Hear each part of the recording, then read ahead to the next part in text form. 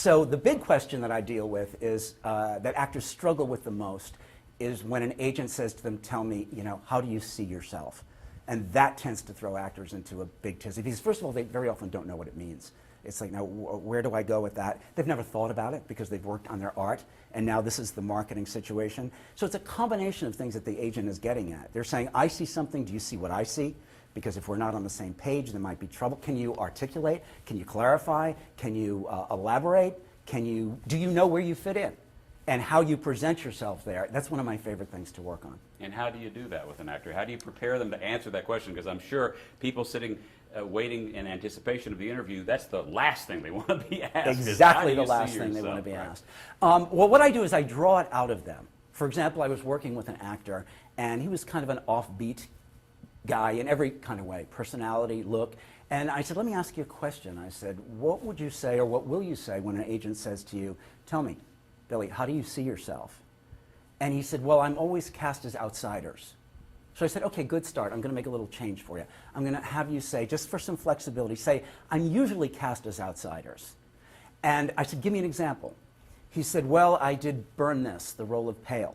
I said, definitely an outsider. How would you describe him? And he said, he's edgy, he's dangerous, he's dark. I said, okay, good. So you play outsiders, dark, edgy, dangerous outsiders. I said, any other kind of outsider? He said, well, I did Tom in Glass Menagerie. I said, okay, is he dark, is he edgy, is he dangerous? He said, not really. I said, what would you say? He said, well, I said, would you say more of a poetic outsider? He said, yeah. I said, okay, here's what we have so far. This is what I want you to say. I want you to say, I'm very often cast as outsiders. Everything from dark, edgy, dangerous outsiders like Pale in Burn This, to less dark, less dangerous, more poetic outsiders like Tom in Glass Menagerie. I said, you just pulled a little sleight of hand there with my help. I said, because they're very different men, but you pointed out, sort of like balancing the equation in math, you pointed out where they were the same at the same time, where they were different under the umbrella of outsider. I said, now I don't know if you know this or not. I said, but John Malkovich has played both of those roles. He said, really? I said, yeah. I said, you're kind of like him. He said, I've been told that. I said, so at that point, say, people have often likened me to a John Malkovich who has played both those roles. I said, okay, now let's talk comedy, because you're funny.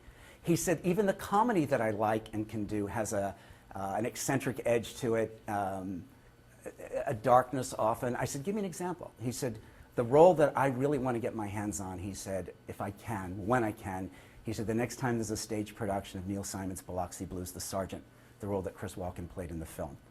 I said, yes. I said, and you know what? I said, he is edgy, he is eccentric. I said, and you've wisely picked two actors who have some similarities in sensibility. So you didn't name two actors who are so diverse. I said, so let's put it all together. What have you got? And I said, okay, let's get it. He said, I'm usually cast as outsiders. Everything from dark, dangerous, edgy outsiders like Pale and Burn This, to less dark, less edgy, more poetic outsiders like Tom in Glass Menagerie. I've often been likened to a John Malkovich who's played both those roles. Even the comedy that I like and that I can really sink my teeth into has kind of an eccentricity and even a darkness to it. He said the Sergeant in Biloxi Blues, that was the film version that Christopher Walken did, he said, when it comes up on the stage again, he said, that's the role for me comedically. I said, that is what I want you to say. I said, that's a serious actor in an interview with a serious, legit, meaning theater, film, and TV agent. I said, you didn't just throw a few lightweight adjectives at them. You said, you know yourself, you know where you fit in. Look at the range you got in there. I said, you didn't say, gee, I can do Tennessee Williams and Neil Simon. That would have made the agent go, what do I do with that? But I said, you had, with a little bit of help from me, it was in you. I said, but you wouldn't know what to do with it. Or you probably wouldn't be able to just look someone right back in the eye as soon as they ask that question. First of all, they're not even expecting you to have an answer because they're just expecting you to be kind of taken aback.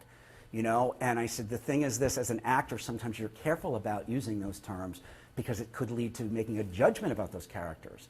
I said, but now you're in the agent world and they live in a world of breakdowns. So you're using breakdown words. Those are the words that they deal with all day long. I said, so that's what I want you to say when you meet an agent. I said, and you will have that part of the interview very nicely put away. You got range and you get focus. So that's my favorite thing to work on with actors.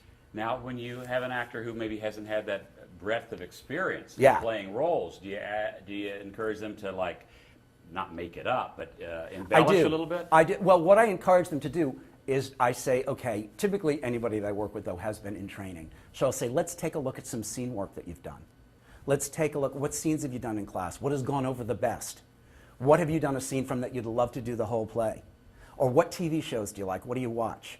And sometimes I'll stick this in anyway. I'll say, if you were to be on an episode of Law & Order, who would you be? If a detective walked into a place of business and said, we want to talk to you, where would you be working? So sometimes I have them throw that on because that's such a New York staple that it kind of commercializes the actor as well. So it's always in there.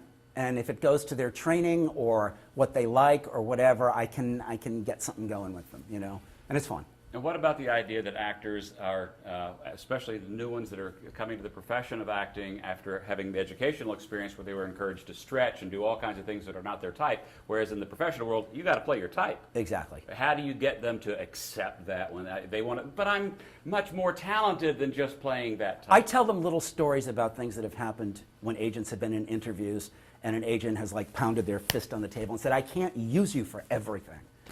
And I say, do you want that to happen? I don't think so. So let's just go with the flow a little. And usually, most of the people that come to see me, they're usually pretty smart. And I can guide them to a way that works for them.